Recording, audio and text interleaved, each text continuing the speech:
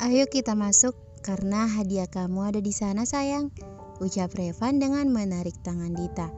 Dita yang penasaran hanya diam dan mengikuti Revan menuju penginapan itu untuk melihat hadiah yang diberikan suaminya itu. Sesampai di dalam penginapan itu, Dita melihat sebuah kotak berwarna merah yang diletakkan di atas rangkaian bunga berwarna-warni yang membuatnya terlihat kontras. "Apa itu hadiahnya?" tanya Dita menunjuk kotak merah tersebut. "Iya, itu hadiahnya," jawab Revan dan berjalan untuk mengambil kotak merah tersebut. "Apa isinya?" tanya Dita lagi kepada Revan dengan penasaran. "Bukalah kalau kamu mau tahu isinya. Aku tidak tahu kamu akan suka atau tidak dengan hadiah itu. Jadi mohon dimaklumi jika itu tidak sesuai untukmu. Aku tidak terlalu tahu apa yang kamu sukai atau apa yang kamu inginkan untuk ulang tahunmu ini. Bahkan aku tahu tanggal lahirmu itu dari adikmu.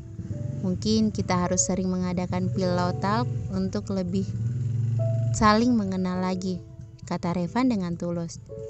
"Bahkan tanpa hadiah ini, aku sudah sangat senang dan bahagia dengan kamu merayakan ulang tahunku.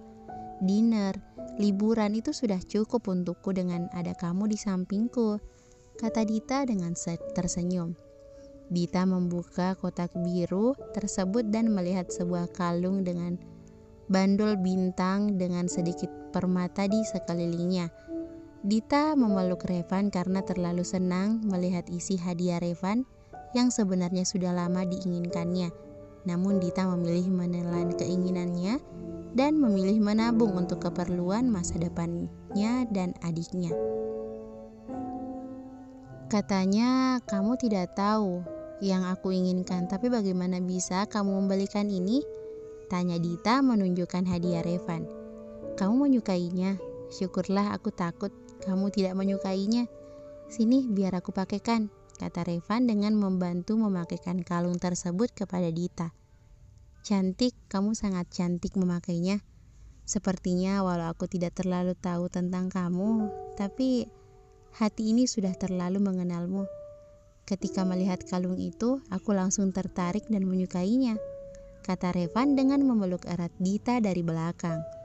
Dita dan Revan menikmati sisa liburan mereka dengan romantisme yang sering mereka bangun untuk semakin mengeratkan hubungan mereka. Tanpa tahu, mungkin badai akan datang dan menghadang mereka. Di tempat lain, Megan yang semakin terobsesi dengan Revan memikirkan cara untuk bisa mendapatkan Revan kembali, walaupun dia harus menyingkirkan wanita yang berstatus sebagai istri dari lelaki yang dicintainya. "Kamu harus mati karena sudah mengambil Revanku. Tunggu saja, kamu akan merasakan apa yang juga aku rasakan," kata Megan dengan pandangan tajam melihat foto pernikahan Revan dan menyobek foto itu menjadi dua dan membakar potongan foto dengan wajah Dita.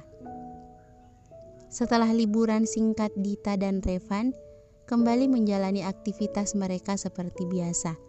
Hanya saja semakin sibuk, Revan semakin sibuk dengan pekerjaannya yang membuat waktu kebersamaan mereka berkurang.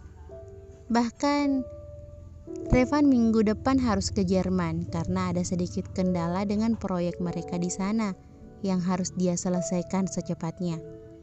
Revan mengajak Dita untuk pergi ke Jerman bersama sebelumnya.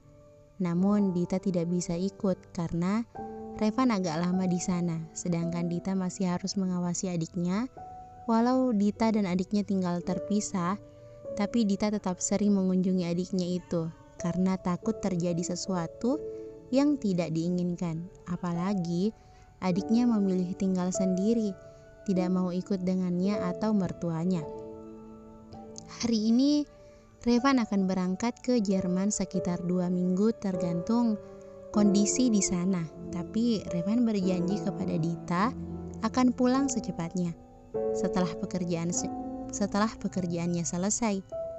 Dita menemani Revan sampai bandara. Sebenarnya ada perasaan tidak enak di hatinya ketika harus meninggalkan Dita.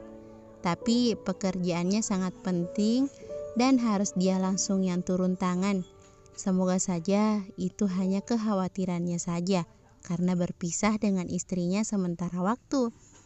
Kamu jaga diri baik-baik di sana. Jangan lupa makan dan istirahat yang cukup. Tidak perlu tergesa mengerjakan pekerjaan di sana. Aku akan baik-baik saja di sini, jadi kamu tidak perlu khawatir. Kalau kamu sudah sampai, kabari aku, kata Dita setelah mencium tangan Revan. Iya, kamu jaga diri baik-baik di sini. Kalau kamu kesepian, kamu bisa menginap di rumah Bunda, sekalian ajak adikmu. Atau ajak Rinata menginap di apartemen kita. Akan kuusahakan untuk cepat pulang. Doakan saja, semoga pekerjaan di sana cepat selesai, kata Revan dengan mengelus kepala Dita dan mengecup kening serta bibir Dita sekilas. Karena mereka sekarang berada di tempat umum, namun Revan tidak bisa menahan untuk mencium istrinya. Apalagi mereka tidak akan bertemu beberapa minggu ke depan.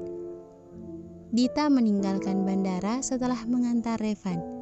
Karena Dita hanya izin dari kantornya sebentar, dan supir kantor Revan masih menunggunya. Karena perintah Revan untuk mengantar Dita kemanapun dia pergi. Memang suaminya itu sangat perhatian. Tanpa Dita tahu, Megan melihatnya yang keluar bandara dengan tersenyum licik. Sekarang kamu sendirian, tidak ada lagi yang menjagamu. Sebentar lagi kamu akan tahu apa itu sakit yang selama ini aku rasakan. Tunggu saja, kamu akan merasakan akibatnya karena mengambil Revanku. Monolog Megan dengan senyum licik seperti psikopat.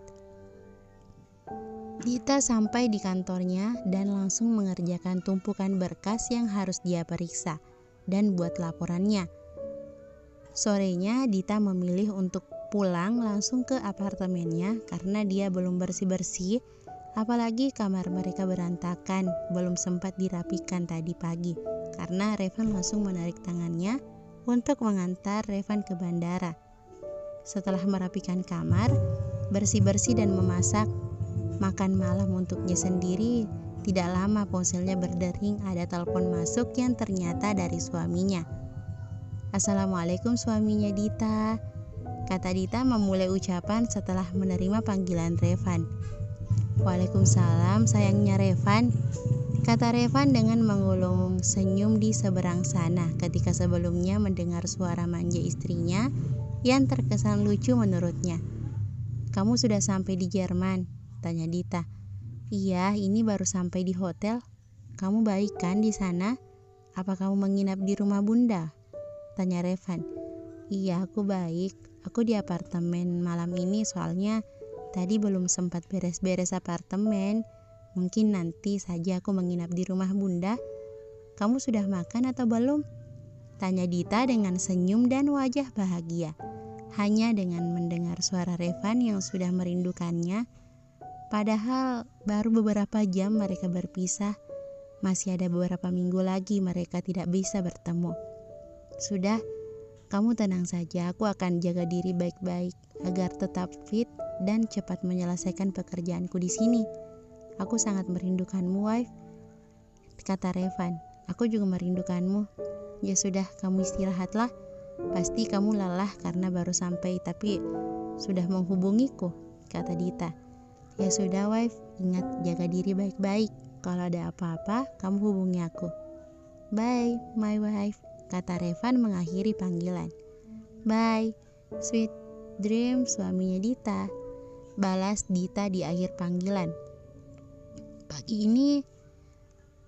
Pagi ini Dita bersiap-siap ke kantor karena dia harus menemani Iren bertemu klien dengan senyum gembira. Dita keluar dari apartemennya karena pagi-pagi sekali Revan sudah menghubunginya. Bahkan sekarang Dita masih berbalas pesan dengan suaminya yang katanya sangat merindukan Dita. Namun ketika sampai lobi, tidak terlihat mobil yang biasa dibawa sopir untuk mengantar jemput Dita. Sepertinya sopir itu belum datang, jadi Dita memilih mencari taksi atau naik bus saja. Datang dengan berjalan santai dan membalas pesan dari suami Dita, tidak menyadari keadaan sekitar dan tiba-tiba brak, bersambung.